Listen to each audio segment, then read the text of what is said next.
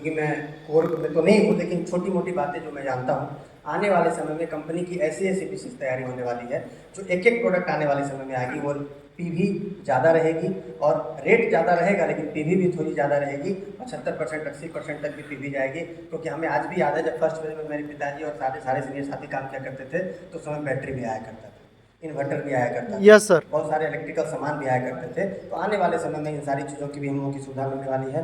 और online shopping को लेकर रिस्पेक्टेड सौरभ छाबड़ा जी बहुत तेज़ गति से काम कर रहे हैं। अगले 3 महीने के अंदर अंदर कम से कम हम लोग 300 शहरों में जाने वाले हैं ऑनलाइन सिस्टम को लेकर। 65 शहरों में भी हम लोगों का ऑपरेशन है, यानी अभी उसमें बॉम्बे है, दिल्ली है, कलकत्ता है और हमारा भुज गुजरात है, और हमारा ये जो अपना चंदौली, प्रयागराज, वाराणसी, मुगलसराय, मऊ, सुल्तानपुर, आजमगढ़, गोरखपुर, ये जो आपको पूर्वांचल जिसको आप बोलते हैं, तो पूर्वांचल क्षेत्र में भी हमारा कल से ऑनलाइन डिलीवरी स्टार्ट होने जा रहा है। आप ऑर्डर लगाइए, ऑर्डर लगाने के बाद वो ऑर्डर कंपनी में जाएगा, कंपनी के बाद आपके घर पे आएगा और आपने एक OTP बताना है, OTP डालने के बाद आपको पेमेंट करना है कैश ऑन डिलीवरी का, और आप प्रोडक्ट अपने पा रहे हैं। और ये कौन से प्रोडक्ट है? FMCG के प्रोडक्ट, नमक, तेल, हल्दी, धनिया, मिर्चा, साबुन, सरफ, आटा, चावल, नाम क्या मेरे पास समझ में आ रही है? तो ये FMCG प्रोडक्ट है। वो काम जो अमेजन और फ्लिपकार्ट किया करती थी वही काम अब आरसीएम करने वाली है। घर बैठिए, बिजनेस बढ़ाइए। लेकिन घर आप तभी बैठ पाइएगा जब आपके जैसा 4 लाख लोगों का परिवार होगा। 4 लोगों में आप घर बैठ के बिजनेस नहीं कर सकते हैं, थोड़ा संघर्ष आपको शुरुआती तौर में करना पड़ेगा। Network is your network, right? ये कंपनी का हमारा है। तीसरा, जैसा कि पांडे सर ने बताया कि इनको प्लान में ये अंतिम में बताया जाता था कि यहाँ पे सिक्योरिटी मिलती है। क्या मिलती है सर? सिक्योरिटी। जोर से बोलिए। सिक्योरिटी। सिक्योरिटी मिलती है, जिसको हम लोग हिंदी में बोलते हैं सुरक्षा। आज आप चार्टर्ड अकाउंटेंट, मान लीजिए मैं गलती से बन भी जाता तो क्या मेरा बेटा बन जाता? मैं डॉक्टर बन जाता, क्या मेरा बेटा बन ही जाता?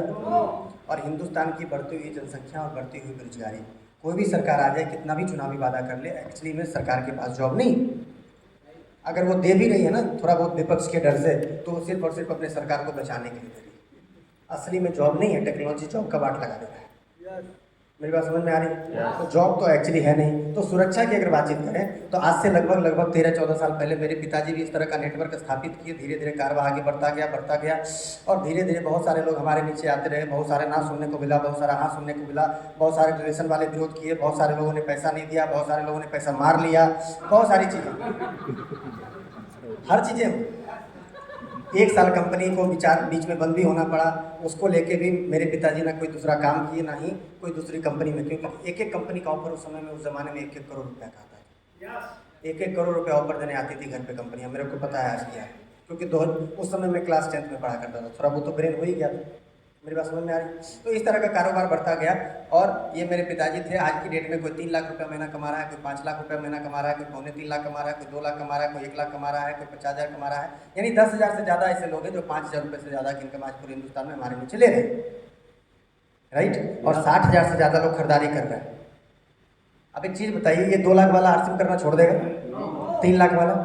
मान लीजिए मेरे पिताजी भगवान को आई लव यू हो गए, भगवान को प्यारे हो गए, तो क्या ये 2 लाख वाले, 3 लाख वाले, 4 लाख वाले, 5 लाख वाले, 1 लाख वाले, 2 लाख वाले, 4 लाख वाले, 2 लाख वाले, 50,000 वाले, 55,000 वाले क्या छोड़ देंगे?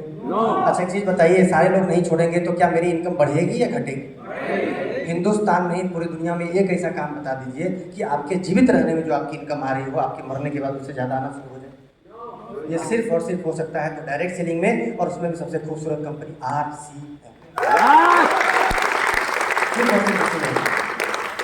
इसको बोलते हैं सुरक्षा।